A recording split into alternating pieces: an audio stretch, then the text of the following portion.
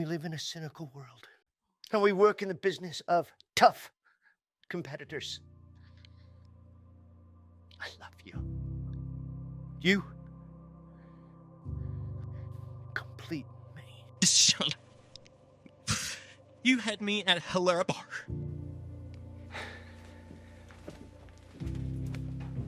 You had me at hello. I'm sorry, man. We got to talk about that because on this program, on our program, you've been saying this for years, and people laughed at you. I said people laughed at you on our program, on every program, and people laughed at you. You said on a debate stage with like 13 million people watching, and everybody chuckled. And Kristen Welker, she hissed at you. I watched it. I was right behind her. Like I watched it. You could hear it. And you said, "Shut up. Joe Biden's not your candidate. Who's your real candidate?"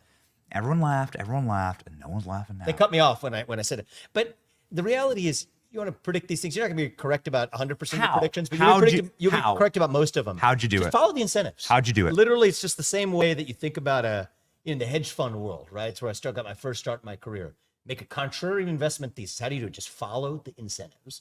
And it doesn't always play out, but most of the time it does. So what was the incentive of the Democratic Party? If you have them go through a primary or have a candidate that goes through a primary, if Biden said he wasn't going to run, you're going to have a weakened candidate on the other side of it. On the flip side, the later you wait, the more likely it is that you're in the honeymoon phase at the time that you nominate the new candidate. So they waited long enough, and then they weren't sure. Because whenever you want to make a decision, you want to have certainty. So they said, okay, let's have this debate. And this isn't conspiracizing. They literally said they're only going to have the debate under these conditions. The first debate takes place as the earliest ever presidential debate in recorded televised presidential debate history. Why? Precisely to test and have conviction that, okay, we're ready to move the guy out, but what if we're wrong? Yeah. Then they say, okay, no, we're not wrong. Let's go ahead and So the debate was a setup. hit the button. Absolutely. The debate was set up. What about Biden's mental state? Setup was a test. I mean, setup makes it sound even more grand conspiratorial than it was. It was just a test, and he failed the test. I'll say there's not really conspiracies. There's just like obvious. people who aren't right just yet, aren't proven right just yet. Biden seemed worse than ever on that debate night. You do debates. You're a great debater. You got to bring your A game. It's a high intensity. It's a very high adrenaline, high intensity, high T, environment to be a good to debate correctly. Joe Biden was worse than most days that I've ever seen him. And we cover everything live. And he has some pretty bad days, Yeah, and so it makes me think that they set the dude up. It makes me think that they slipped maybe a little something. Melatonin, right? Well, all it would take is one melatonin, right? I think debate was at 9 p.m., sundown syndrome? I think that Biden at his worst is you get the normal undulations. Donald Trump actually just demolished him, and I think demolished his self-confidence early on. But even this cycle here at the DNC, right? Look at the first night. He was supposed to speak. It was supposed to be his swan song. It's like they waited until every American goes to sleep and then trot him out. And by the way, what have they said? When he's past his bedtime, the further he is past his own bedtime, the less coherent he's going to be. And that's exactly what happened. So they wait for the entire country, including me, by the way, that night, to be long asleep, then trot him out. You see the clips the next day, and it's exactly why they said he did poorly in the debate. It was past his 4 p.m. bedtime. They said he's good from 10 a.m. to 4 p.m. Yeah.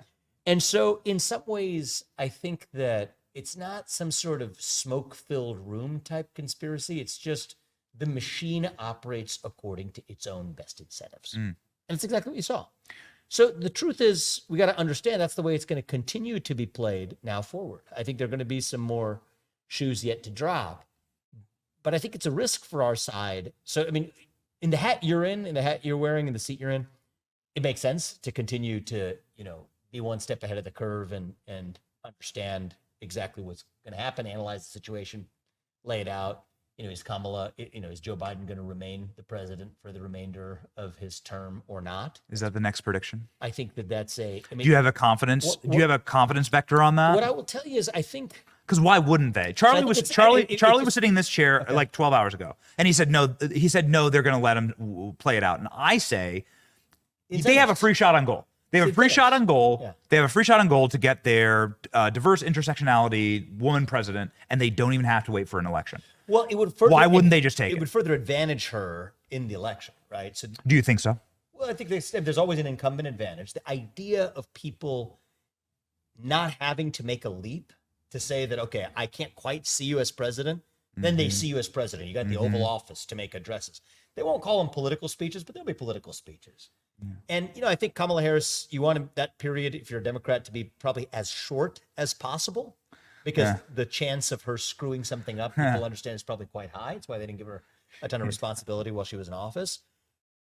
She owns the record because she owned the border. But regardless, that's something that, if you just map out the incentives, you could say predict or not. What I like to do is just map out the incentives. Are there incentives on the side of making her look as presidential as possible and to extract every competitive advantage they have in the short time before the election? I think they are. And then she passes something like every American gets a free basketball or something. Yeah, I mean, right. It's like a special auction, auction for votes. Yeah, can you believe she did it? Yeah, it's amazing. It's like bidding for. I love my free basketball. I love it. Thank you, Kamala. It's like The Price is Right. Like whenever you talk about the child tax credit, no, I'm going to go up $1 higher. Right? They'll do it. They'll give her some happy ass thing, to say that some accomplishment, something. Yeah, and it's a good way to make yourself seem presidential, to actually show up in the Oval Office. So you have a confidence vector on this? You think it's going to happen? But this the point I was going to make, Benny, is I think it's reasonably likely to happen. Yeah. But the point I was going to make is whatever they pull on the other side, I think that our biggest trap now with this short of a time left till the election is that we get consumed by those shenanigans, so much so that we actually forget to just remind the voters of who we are and what we stand for. Yeah. And if we do that, irrespective of what trick they pull, Kamala for Biden, who knows whether it's going to be President Kamala or not, who knows, right? The same people who told you that it was not going to be nominee Biden or nominee Kamala, that Biden wasn't going to be swapped out, now are going to tell you with the same confidence they did 6 months ago that he's going to serve out his term. My point is none of that matters. It doesn't have to matter if we don't make it matter. It doesn't have to matter if we actually focus on just communicating to the people of this country. What do we actually stand for in the first year? Seal the border, end the rampant crime. In Chicago, it's like 14 murders a day. It's like 3 rapes per hour. It's insane statistics in this city. It's like every 18 seconds, you've got a car-related theft. I mean, it's like the numbers are off the charts here. DNC guy was robbed. Like the delegate was robbed at gunpoint. I mean, it's just it's like down the block. It's a statistical reality, right? Yeah. And if our messages were going to seal the border, end violent crime, they gave the robbers free vasectomies. Restore the rule of law. Yeah. Oh, the free vasectomy thing is interesting too, right? Because it actually almost proves the point that it's not about women's rights alone. It's actually about the agenda of ceasing family formation and having children. Right. And so that almost becomes part of the agenda itself. And anyway, the point I was going to make is our risk right now. And the reason I'm not dwelling in the prediction, I have my senses of things that could happen, but I think it doesn't matter. It's irrelevant as long as we actually focus on our own affirmative vision that is independent of whichever puppet they put up. Is this your biggest prediction? That they're going to do the hot swap for Biden while he's in office to Kamala Harris, or do you think he's going to be swapped out? Do you think there's something? Now it matters less. Do you think there's something else? You mean yet to come? Yet to come. I think that's the biggest one that's going to be in their control. Yeah. Okay. Right. So a lot of these things, I think that it's like you're so imagine you're a trader in the markets, right? You want volatility when you're out of the money. So I would say the poorer the polls go in Kamala's direction, the more likely they are to bet for volatility. The better the polls look, the more modulated their strategies are going to be. Right? So that's exactly what happened when they swapped out Biden. When you're out of the money, you have all the incentive in the world to play for volatility because it's not going to get worse than bad, because a lot worse than bad is still a loss.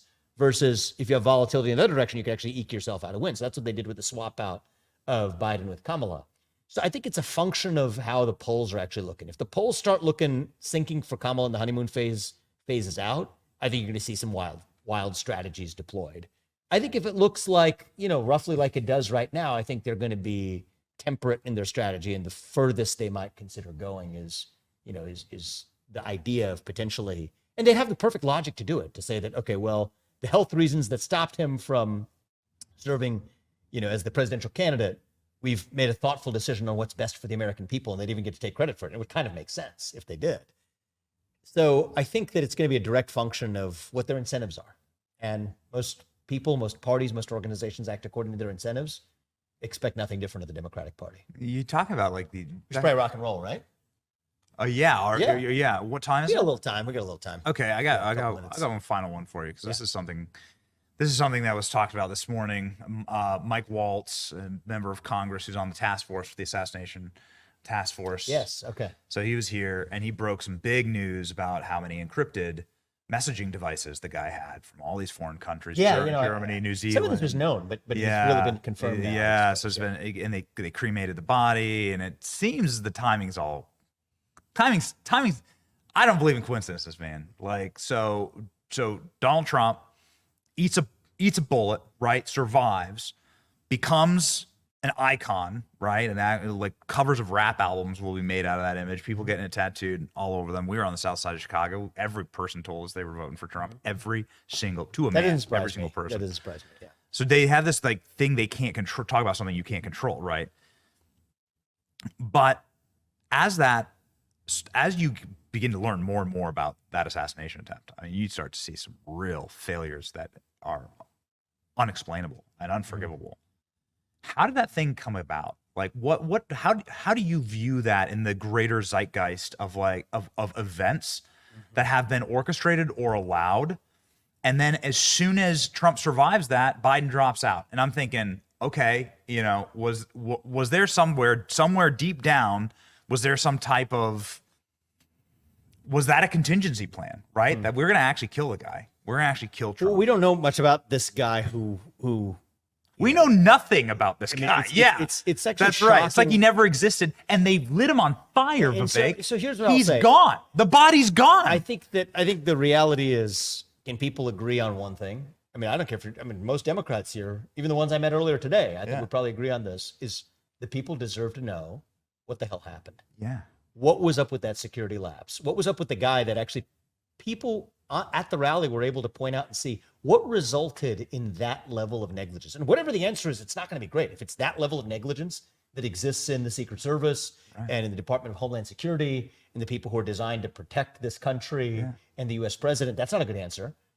And so whatever the answer is going to be, it's obviously a failure of a high order. But here's what I'm pretty fact-driven, man. Yeah. Again, I just map out, in the case of drawing future political predictions, map out the incentives, see where they take you. In the case of what happened retrospectively, just follow the facts. And right now, we don't have those facts.